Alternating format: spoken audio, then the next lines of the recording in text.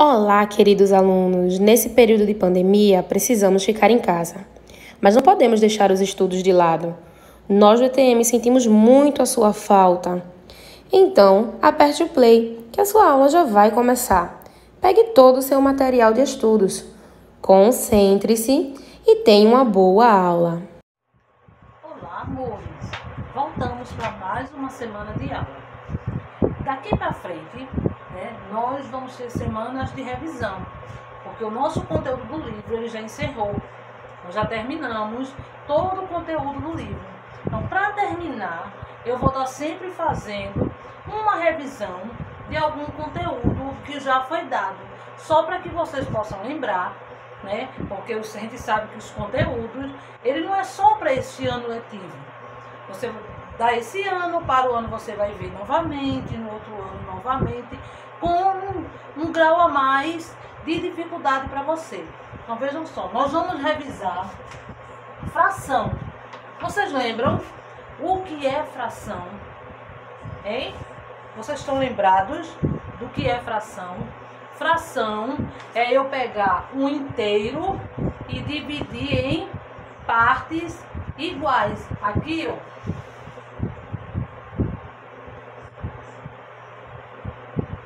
Isso aqui é um inteiro. Quando eu faço isso aqui, eu dividi em parte igual. No caso aqui em 1/2. Se eu fizer aqui, eu tenho 1/4. Se eu fizer aqui, eu tenho 1/8. Eu peguei o inteiro e dividi em partes iguais. Mas aí, ó, se eu tivesse feito isso aqui, peguei o inteiro e fiz assim. Será que eu fiz uma fração? Hein? Aqui não é uma fração, porque não foi dividido em parte igual. Ele só é fração quando é dividido em partes iguais. Então a gente tem 1/2, 1/3, 1/4, 1/5, 1/6, 1/8, 1/10. São algumas frações. Que esse número daqui de cima, quem lembra o nome? Esse de cima é o numerador. Ou seja, é a parte do inteiro que eu vou usar. Toda vez que eu for usar, pegar o inteiro e usar, no caso na matemática a gente pinta, ele é o numerador. Esse de baixo é o denominador. O que é que acontece? O denominador, ele vai dizer em quantas partes o inteiro foi dividido. Sempre que eu dividir, eu coloco embaixo, denominador. Se eu pintar, o numerador. Vamos lá. Se eu tivesse aqui, ó, 3/5. Eu peguei o inteiro, dividi em 5 partes e usei 3. Então eu escrevo 3/5.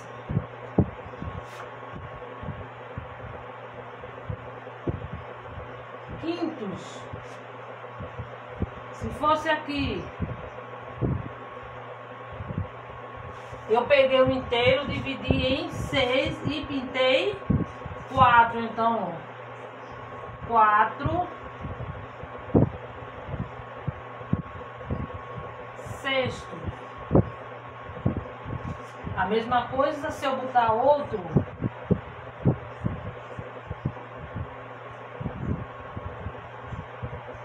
7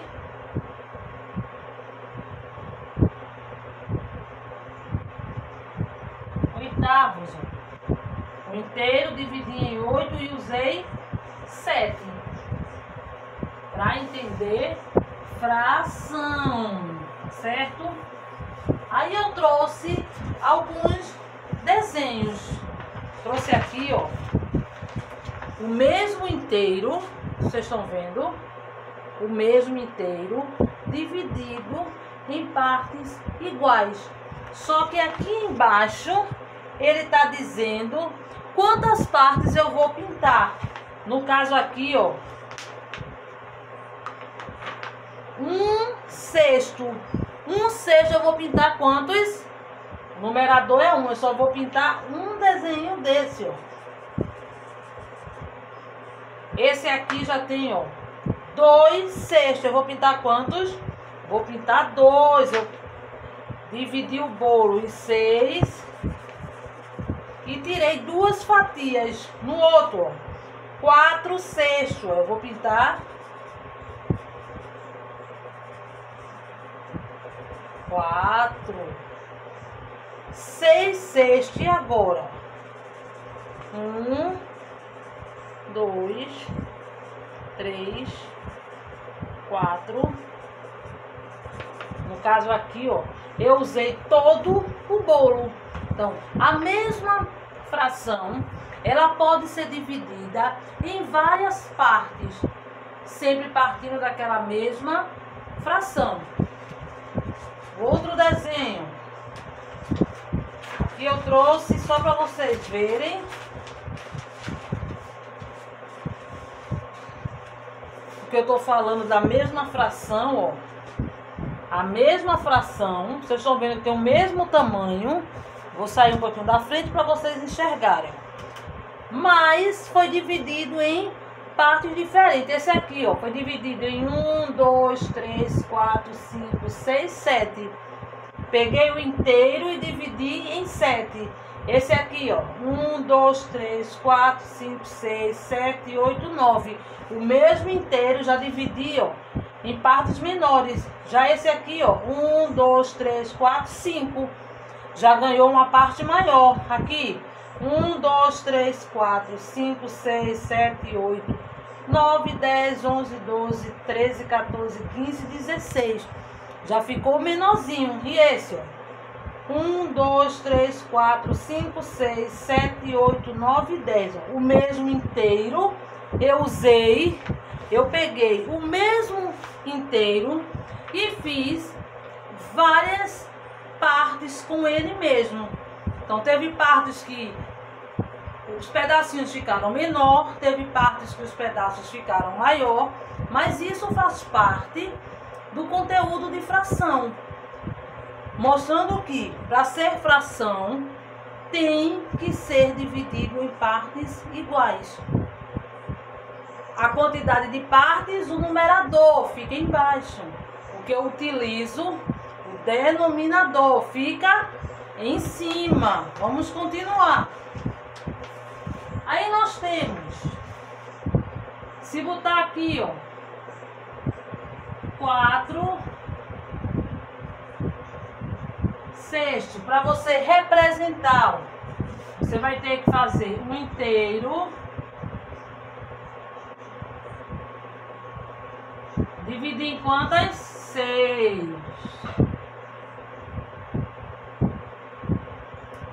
E eu vou ter que pintar quantos?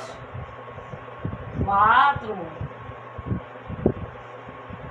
Geralmente, a gente faz muito fração com triângulo, com quadrado, com retângulo, com círculo, porque é mais fácil. Mas também pode ser com triângulo. Ó, o triângulo eu posso dividir no meio. Eu posso dividir em 3 partes. Eu posso dividir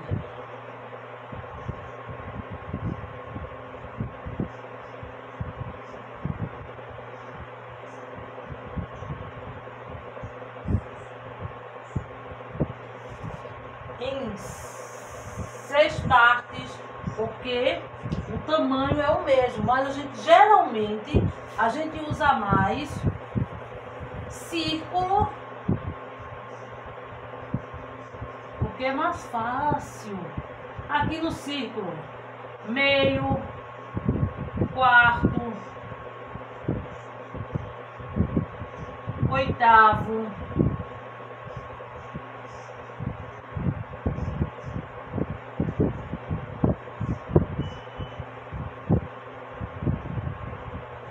terço, né?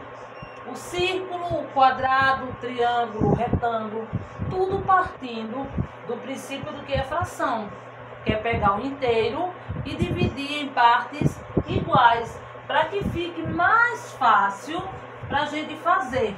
E volto a lembrar, a gente lê os números de baixo, meio ou metade,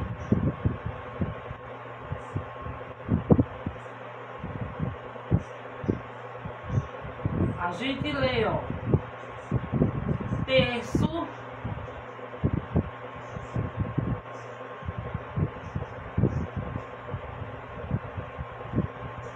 quarto,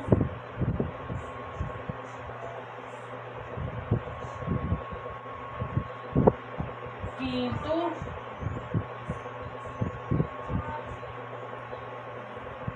sexto, se conseguir, né, dividir em 7 partes iguais, sétimo,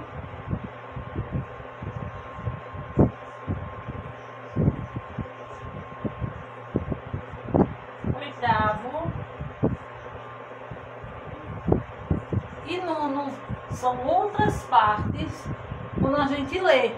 Então, o número que fica em cima, a gente lê, eu já expliquei anteriormente, em outros conteúdos. O número que fica em cima, a gente lê ele cardinal, do jeito que a gente sabe os números.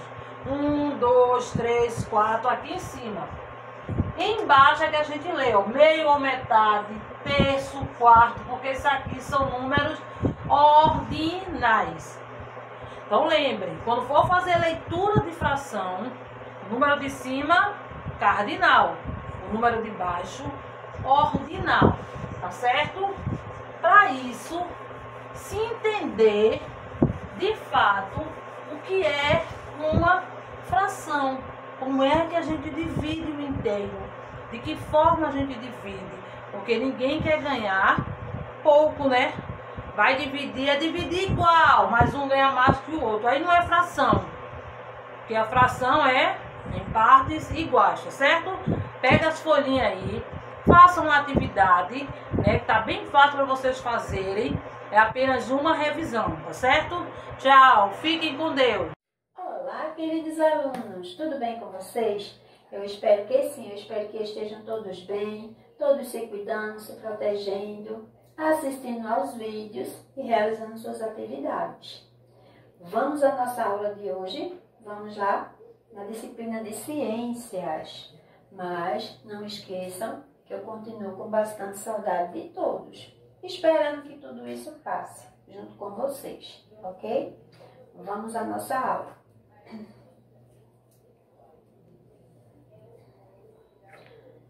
Hoje nós iremos falar sobre doenças causadas por micro-organismos, certo? O que são micro-organismos? É o nome dado a todos os organismos compostos por uma única célula e que não podem ser vistos a olho nu. Podem ser, por exemplo, as bactérias, os fungos e os vírus, certo? E existem algumas doenças que são provenientes desses micro-organismos, como, por exemplo, a tuberculose. A tuberculose, que é uma doença causada por uma bactéria que ataca principalmente os pulmões, mas também pode ocorrer em outras partes do corpo, como os ossos e os rins. Como podemos tratar a tuberculose?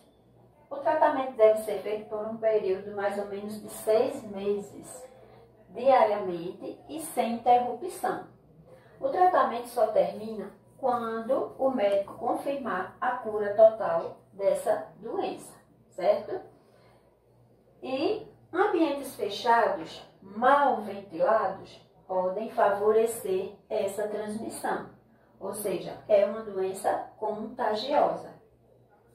E os principais sintomas estão entre febre, suor noturno, falta de apetite, perda de peso, cansaço e também dor no peito, porque é uma doença respiratória que ataca principalmente os pulmões, certo? Também temos a cólera, que é uma doença infecciosa, aguda, transmissível também, certo? Causada por uma bactéria chamada Vibrio colérico, encontrada nas fezes ou vômitos dos doentes portadores dessa doença, que também eles podem ser assintomáticos. Como se pega a cólera? Através da água contaminada ou de alimentos feitos com água contaminada ou de alimentos lavados com essa água contaminada. Ou seja, a principal forma de pegar essa doença é através da água. A água é a principal fonte de transmissão. Quais são os sintomas? O cólera provoca diarreia forte, certo? Muito forte, chega a ser líquida e que começa de repente. A pessoa fica desidratada, certo? Geralmente não há febre, mas pode ocorrer vômitos e câimbras musculares. Também tem água sanitária, o cloro, é um dos produtos que pode combater essa doença, certo? Fazer o tratamento da água com o cloro. Antes de lavar os alimentos, colocar um pouco de cloro na água, certo? O hipoclorito. Vamos falar um pouco também sobre a doença de Chagas. A doença de Chagas é uma doença que é transmitida através de um besouro chamado barbeiro. A transmissão ocorre com a picada desse inseto e a pessoa vai coçar o local e, através da pulseira, você vai friccionar sua pele e ele vai colocar suas fezes ali e vai lhe contaminar através das fezes desse inseto, certo? Certo? E pode ocorrer também mulheres grávidas que pegar doença através desse bicho, pegar essa doença vai passar para o seu filho. Segundo alguns dados levantados, esse inseto, ele gosta de aparecer mais à noite, ou seja, ele é um animal noturno, e ele gosta de lugares onde tem, ele gosta de se alojar, né, em tocas de animais, em ninhos de passarinhos, certo? Em colchões, né? Ele gosta também daquelas casas de pau a pique, certo? Então, os cuidados devem ser bem redobrados com esse besouro. E os sintomas da doença de Chagas é uma febre prolongada. Os sintomas na fase aguda são febre prolongada, dores de cabeça e no corpo, fraqueza intensa, aparecimento de nódulos, diarreia, vômitos, irritabilidade da pele, certo? Cutânea, né? Inchaços de pernas e rosto. E na fase crônica, são distúrbios cardíacos, dor abdominal, constipação, que é a prisão de ventre, e dificuldades para engolir, e perturbações digestivas, né? No estômago. E como se prevenir da doença de Chagas? A prevenção está indicado o uso de inseticidas, certo? Mosquiteiros, né? E também repelentes no corpo. Roupas, né? Com mangas, calça, né? Camisa de mangas, para evitar contato com esse inseto se você for para algum lugar semelhante àqueles que eu falei, que é em lugares afastados da cidade. Também é preciso higienizar muito bem os alimentos que vão ser consumidos, ingeridos. Vamos falar também um pouco sobre a doença de Chagas, também é contagiosa. Vamos falar sobre o tétano. O tétano, que é uma doença infecciosa, não contagiosa, causada por uma bactéria também, encontrada na natureza, que pode ocasionar dificuldades de deglutição, rigidez na nuca, rigidez muscular, levando à insuficiência respiratória. Como a gente pode se prevenir? Devemos ter cuidado adequado quando se tem algum ferimento, certo? Higienizar, né? Fazer os curativos com higienizar bastante as mãos, né? Utilizar álcool 70, né? Para poder fazer a limpeza desses ferimentos, ter um tratamento adequado e também nos bebês que têm o cordão umbilical, depois que eles chegam em casa, ter aquele tratamento com o umbiguinho do bebê, certo? Para que não infeccione e possa chegar a ter essa doença. A vacinação também é um meio de prevenção. Ela é transmitida, a pessoa se infecta com a bactéria através de um ferimento contaminado com terra, com poeira, com fezes de animais ou de pessoas humanas. No tétano neonatal, a contaminação ocorre pela falta de cuidado de higiene do cordão umbilical, como eu citei aqui antes. E o tratamento exige uma assistência médica especializada para eliminar a bactéria, tratar os sintomas e neutralizar a toxina da bactéria presente no paciente. A vacina se chama DTPA, que previne também contra a difteria, o tétano, né, e a coqueluche, certo? Então, o tétano não é contagioso. Agora vamos falar um pouco sobre a raiva. A raiva, que é um vírus transmitido de um animal infectado para outro, ou até para um humano. Sua propagação pode ser através de picadas, ferroadas de animais ou insetos. Nos animais, morcego, macaco, cachorro, gato, porco, cavalo, boi e rato podem transmitir essas doenças se eles não forem bem cuidados, certo? Por isso, é todos os cuidados que a gente deve ter com animais que a gente cria em casa. Quais são os sintomas? Dores de cabeça, dores musculares, paralisia, tremor muscular, cansaço, né, que é a fadiga, febre, alucinações, náuseas e vômitos. E o tratamento preventivo, você deve procurar o médico imediatamente depois de uma mordida ou suspeita de mordida ou picada, né? Não há tratamento específico para essa doença. Depois que os sintomas aparecem, a doença é quase fatal, ou seja, todo cuidado é pouco. Uma vacina pode prevenir, então cuida dos bichinhos, né? A vacina. E também vamos falar um pouco sobre a dengue, que é uma doença transmitida por um mosquito, que é chamado de Aedes aegypti, e ele transmite a dengue, a zika e a chikungunya, certo? Que é um vírus, é através de um vírus.